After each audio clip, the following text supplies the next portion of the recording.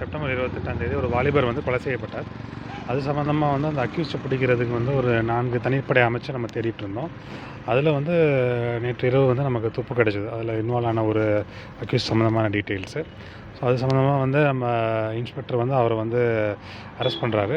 பண்ணிவிட்டு அவர் வந்து அந்த மறைத்து வைத்திருந்த ஆயுதங்கள், அதே மாதிரி ரத்தம் படிந்த உடைகள் அதெல்லாம் வந்து மறைச்சி வச்சுருக்கிறதா தகவலின் பேரில் அந்த இன்ஸ்பெக்டர் அண்டு அவரோட போலீஸ் பார்ட்டியோடு வராங்க. வரும்போது அதை எடுக்கும்போது அந்த அக்யூஸ்ட் வந்து அதை வந்து நம்ம ஒரு காவலர் வந்து தாக்குறாரு.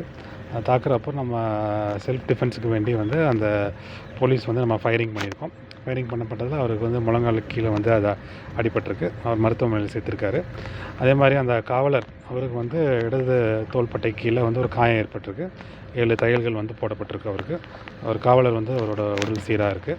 அதே மாதிரி அந்த கைது செய்யப்பட்ட குற்றவாளி அவருக்கு ஏற்கனவே வந்து சரித்திர பதிவேடு குற்றவாளி ஹிஸ்ட்ரி ஷீட் நம்ம மெயின்டைன் பண்ணிகிட்ருக்கோம்.